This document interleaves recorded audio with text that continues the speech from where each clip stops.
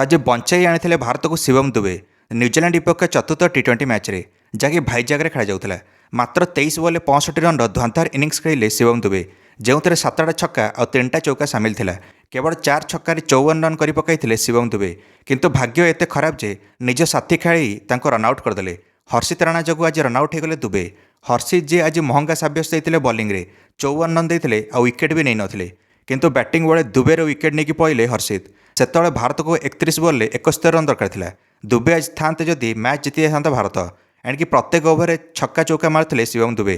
New Zealand spinner ईश सोडी को तो गोटे ओवर 28 रन मारते शिवम दुबे। तो दुबे भारत को जिताई पारता मैच। आज बाकी भारत बैट्समैन मैंने सब फ्लॉप हो गले, किंतु न्यूजीलैंड बॉलर्स को एका पानी पियाई शिवम दुबे। मात्र 15 बॉल 50 रन करदे दुबे, एणिकी तृतीय फास्टेस्ट 50 रन करदे शिवम दुबे। भारत कैप्टन सूर्य कुमार यादव आज परीक्षा नौते भारत बैटर्सकर, जो पास होगले शिवम दुबे और बाकी सब फेल होगले कैप्टन सूर्या को मिसाई। कौन पाइना आज अतिरिक्त फास्ट बॉलर अर्शदीप सिंह को भारत मौका देला और ईशान किशन को बसा होता आज मैच रे। दर्शक बंधु मैंने आज कैप्टन सूर्य कुमार यादव प्रथम टॉस जीते एणिकी बॉलिंग निष्पत्ति नेले चतुर्थ टी20 मैच रे। आज कैप्टन सूर्या निज गात खोलदेले, एणिकी चेक करते भारतर बैटिंग प्रतिभा। आज 6 बैट्समैन 5 बॉलर सहित गला भारत, यह किंतु घातक सब्यस्त है भारत पर। तो भाईजाग खेला जाऊा यही मैच रे न्यूजीलैंड ओपनर डेवन कनवे और टीम साइफर्ट एणिकी प्रथम 6 ओवर 71 रन लगेदे बोर्ड रे और बिना विकेट हराई। एणिकी ओपनर टीम साइफर्ट तो 21 बॉल 46 रन करदे और डेवन कनवे मात्र 15 बॉल 24 रन और टीम साइफर्ट जे मात्र 25 बॉल 50 रन करदे। न्यूजीलैंड निजर प्रथम विकेट जाकि 100 रन हरैला 9 ओवर रे। डेवन कनवे को कैच आउट करदे कुलदीप यादव निज ओवर रे, प्रथम विकेट नहीं गले भारत पर। एणिकी डेवन कनवे 44 रन करके आउट हेले। कनवे पर रचिन रविंद्र आसिले और सांगे सांगे आउट हो गले। बुमरा या आउट करदे 2 रन रे। भारत लगातार गेम को पलि आसला 2टा विकेट नहीं, किंतु टीम साइफर्ट निज माड जारी रखिले। लगुला टीम साइफर्ट आज शतक मारे से भाई से ठीक थे, किंतु ठीक समय अर्शदीप सिंह आसिले। अर्शदीप सिंह तापर कैच आउट करदे टीम साइफर्ट को। टीम साइफर्ट 62 रन कर कैच आउट हेले, जे 36टा बॉल खेलते। विकेट गोटे आड़े जाऊए आउ गोटे आड़े न्यूजीलैंड माड जारी रही है। एवं तो ग्लेन फिलिप्स मारुले, किंतु ग्लेन फिलिप्स को कुलदीप यादव कैच आउट करदे रिंकू सिंह हाथ में। ग्लेन फिलिप्स 24 रन करके आउट हेले। न्यूजीलैंड बैटर्स मारुथांती और विकेट भी हराउथांती।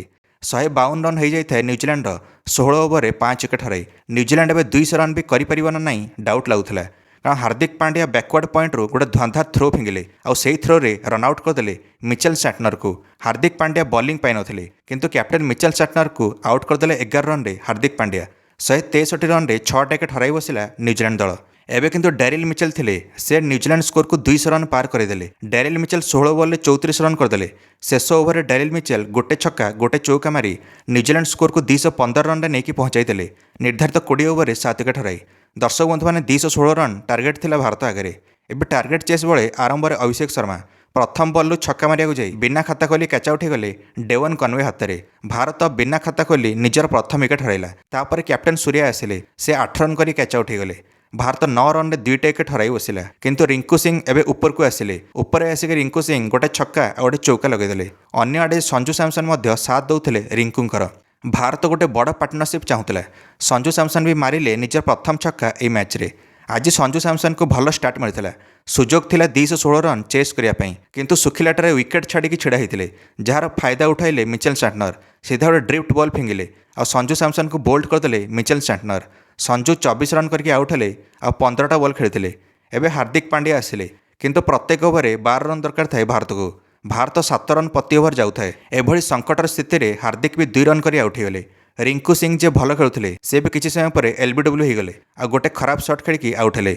रिंकू सिंह 39 रन कर आउट हेले। भारत 5टा विकेट हराई बसला। एवं हर्षित राणा और शिवम दुबे थे शेष अलराउंडर रूप में भारतर। एणिकी 52 बॉल 122 रन दरकार था भारत को मैच जितने। असंभव भली लगुए, किंतु सेत न्यूजीलैंड कैप्टन मिचेल सैटनर निज मुंडरे हाथ दे बसिले, कारण एबे आरंभ होगला शिवम दुबे को धुआंधार माड। 12तम ओवर स्पिनर ईश सोडी को धोईदेले शिवम दुबे। काली 4 छक्का मारले सोडी को शिवम दुबे। सबु दिगरे घुरे तोड़े मारदेले ईश सोडी को। शिवम दुबे 28 रन मारदेले ये ओवर। दर्शक बंधु मैंने व्हाइट को मिसाई 29 रन आसीगला ये गोटे ओवर। एणिकी 3टा छक्का 2टा चौका मारदेले सोडी को। शिवम दुबे 12 बॉल 40 रन करदे। स्पिनर को तो जहाँ करें आ फास्ट बॉलर को भी छाड़िले नहीं शिवम दुबे। और जैक्री फॉक्स को लगातार 2टा छक्का मारिदेले और निजर अर्धशतक संपूर्ण कले शिवम दुबे। मात्र 15 बॉल 50 रन करदे शिवम दुबे। एणिकी स्ट्राइक रेट थिला 346, କ୍ୟାପ୍ଟେନ୍ ସୂର୍ୟା କୋଚ୍ ଗମ୍ଭୀର ଆଉ ପୁରା ଭାରତ ଡଗ୍ଆଉଟ୍ ପୁରା ସାବାସୀ ଦେଲା ଶିବମ ଦୁବେଙ୍କ ଇନିଂସ ପାଇଁ ଆଉ ପୁରା ଛିଡ଼ା ହେଇକି ତାଳି ମାରିଲେ ସମସ୍ତେ। ଦୁବେ ଆଜି ଅଲଗା ପ୍ରକାର ଫର୍ମରେ ଥିଲେ, ଏଣିକି ଯିଏ ଆସୁଥିଲା ତାକୁ ଧଉଥିଲେ। ଆଉ 23 ବଲ୍ ଆଉ 87 ରନ୍ ଦରକାର ଥାଏ ଭାରତକୁ ମ୍ୟାଚ୍ ଜିତିବା ପାଇଁ, କିନ୍ତୁ ଶିବମ ଦୁବେ ଅଛନ୍ତି ମାନେ ଏହା ସମ୍ଭବ ଥିଲା। ବ୍ୟାକଅପ୍ ଖେଳାଳି ଶ୍ରେୟସ ଅୟ୍ୟର ଇଏ ମଧ୍ୟ ତାଳି ମାରୁଥିଲେ ଦୁବେଙ୍କ ଇନିଂସ ପାଇଁ। ରନ୍ ରେଟ୍ ବି ବଢ଼େଇ ଚାଲିଥିଲେ ଶିବମ ଦୁବେ, ଏଣିକି ସରିଯାଇଥିବା ମ୍ୟାଚ୍ରେ ଜୀବନ ଫୁଙ୍କିଦେଲେ ଶିବମ ଦୁବେ। ଅର୍ଦ୍ଧଶତକ ପରେ ଦୁବେଙ୍କର ଛକା ବର୍ଷା ଜାରି ରହିଲା। ଦୁବେ ଏକଲା 22 ବଲ୍ରେ 64 ରନ୍ କରିଦେଇଥିଲେ। ଅନ୍ୟଆଡ଼େ କିନ୍ତୁ ହର୍ଷିତ ମାତ୍ର 4 ରନ୍ କରି ଛିଡ଼ା ହୋଇଥିଲେ। ହର୍ଷିତ ଏହି ସମୟରେ ଗୋଟେ ଭୁଲ କରିଦେଲେ।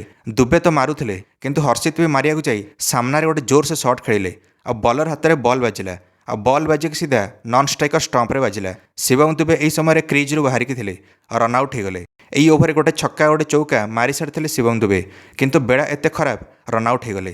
ଦର୍ଶକ ବନ୍ଧୁମାନେ ଏଣିକି ଆଉ 31 ବଲ୍ରେ 71 ରନ୍ ବାକି ରହିଲା ଆଉ ଶିବମ ଦୁବେ ଆଉଟ୍। ଶିବମ ଦୁବେ 23 ବଲ୍ରେ 65 ରନ୍ କରି ଆଉଟ୍ ହେଲେ। ଏହି ମ୍ୟାଚ୍ରେ ଶିବମ ଦୁବେ ହିଁ ସର୍ବାଧିକ ରନ୍ କଲେ ଦୁଇ ଟିମ୍କୁ ମିଶାଇ। ଯଦି ଦୁବେ ଶେଷ ଯାଏଁ ରହିଥାନ୍ତେ ଆଜି ଇତିହାସ ରଚିଥାନ୍ତା ଭାରତ। ଦୁବେ ଆଉଟ୍ ହେଲା ପରେ ଭାରତ ଧୀରେ ଧୀରେ ନିଜର ୱିକେଟ୍ ହରାଇ ଚାଲିଲା। ହର୍ଷିତ ଯିଏ ଆଉଟ୍ କରିଥିଲେ ଦୁବେକୁ ସେ ବି 9 ରନ୍ କରି ଆଉଟ୍ ହୋଇଗଲେ। ଆଉ କେହି ନଥିଲେ ମାରିବା ପାଇଁ ଆଉ ଭାରତ ପୁରା ହାରିବା ଉପରେ ଥିଲା। 19 ଓଭରରେ ଅଲ୍ ଆଉଟ୍ ହୋଇଗଲା ଭାରତ 165 ରନ୍ରେ। 50 ରନ୍ରେ ଚତୁର୍ଥ ଟି20 ମ୍ୟାଚ୍ ହାରିଗଲା ଭାରତ ଆଉ ସିରିଜ୍ର ପରିଣାମ 3-1 ହୋଇଗଲା। ଅନ୍ତିମ ମ୍ୟାଚ୍ ଅଛି ଜାନୁଆରୀ 31 ତାରିଖ ଦିନ। ଏହି ମ୍ୟାଚ୍ରେ ପ୍ଲେୟାର ଅଫ୍ ଦି ମ୍ୟାଚ୍ ପାଇଲେ ଟିମ୍ ସାଇଫର୍ଟ ନିଜର 62 ରନ୍ର ଇନିଂସ ପାଇଁ 36 ବଲ୍ରେ। ଶିବମ ଦୁବେ 65 ରନ୍ କରିଥିଲେ 23 ବଲ୍ରେ, କିନ୍ତୁ ଭାରତ ହାରିଗଲା ମ୍ୟାଚ୍। ସେଥିପାଇଁ ଟିମ୍ ସାଇଫର୍ଟକୁ ପ୍ଲେୟାର ଅଫ୍ ଦି ମ୍ୟାଚ୍ ମିଳିଲା। କିନ୍ତୁ ଶିବମ ଦୁବେ ଦର୍ଶାଇ ଦେଲେ କ'ଣ ପାଇଁ ସେ ଖାସ୍ ଖେଳାଳି ଭାରତ ପାଇଁ। ୟାଙ୍କୁ ଏତେ ସାବାସୀ ମିଳେ ନାହିଁ, କିନ୍ତୁ ଟି20 ବିଶ୍ୱକପରେ ୟାଙ୍କ ହାର୍ଡ ହିଟିଂ ସଟ୍ ସାହାଯ୍ୟ କରିବ ଭାରତକୁ ବିଶ୍ୱକପ ଜିତିବା ପାଇଁ। ନା କ'ଣ କହୁଛନ୍ତି?